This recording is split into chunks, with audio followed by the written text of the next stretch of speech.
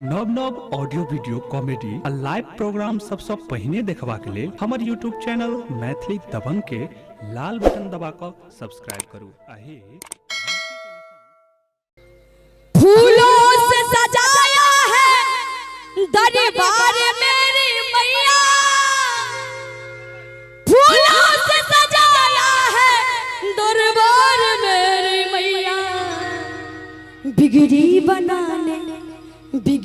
बनाने आजा एक बार मेरी मैया, बिगड़ी बनाने आजा एक बार मेरी मैया। फूलों से सजाया है दरबार मेरी मैया, फूलों से सजाया है दरबार मेरी मैया, फूलों से सजाया है दरबार मेरी मैया। और किनका बिगड़ी बनबे के छै कनी हाथ उठा दियो ना। बिगड़ी बनाने बिगड़ी बनाने आजा एक बार मेरी मैया, बिगड़ी बनाने आजा एक बार मेरी मैया। फूलों से सजाया है दरबार मेरी मैया, फूलों से सजाया है दरबार मेरी मैया। बिगड़ी बनाने आजा एक बार मेरी मैया, बिगड़ी बनाने आजा एक बार मेरी मैया।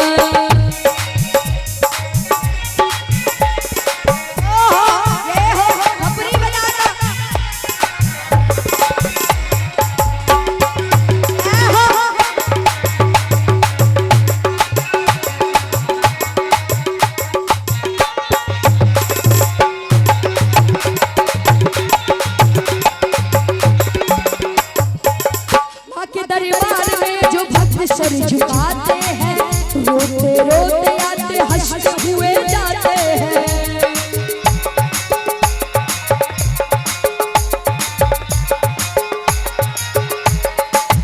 मां के दरबार में जो भक्त सर झुकाते हैं, रोते रोते आते हंसते हुए जाते हैं। क्या कि मां के दरबार में जे भी भक्त हेबे अगर किनको कष्ट में हेबे तो जरूर मां एक बेर हंसती और अहां सबके हंसेता कि है छे कि मां के दरबार में जो भक्त सर झुकाते हैं, वो रोते रोते आते हंसते हुए जाते हैं। कि मां के दरबार में जो भक्त सर झुकाते हैं, रोते रोते आते हंसते हुए जाते हैं। मां के दरबार में जो भक्त सर झुकाते हैं, रोते रोते आते हंसते हुए जाते हैं।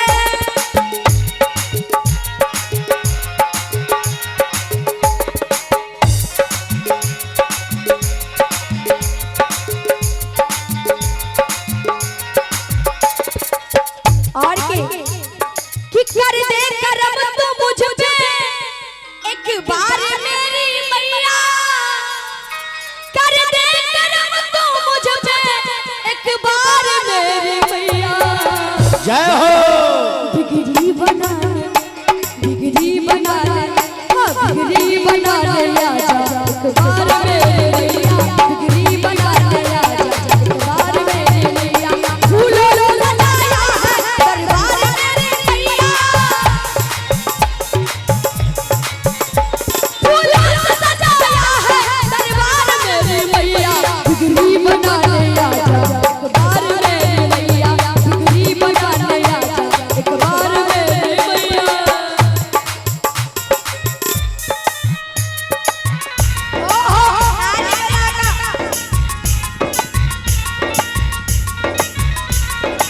मेरी मेरी ताली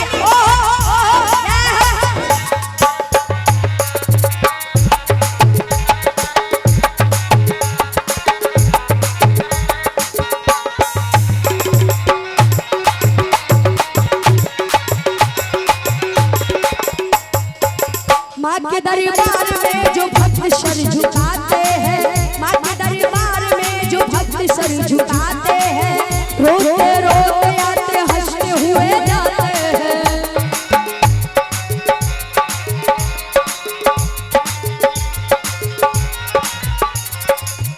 मां के दरबार में जो हाजिरी लगाते हैं, मां के दरबार में जो हाजिरी लगाते हैं, रोते रोते आते हंसते हुए जाते हैं, रोते रोते आते हंसते हुए जाते हैं।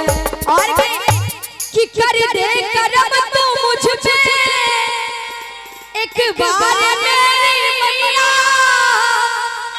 कर दे करम तू मुझ पे एक बार मेरी मैया।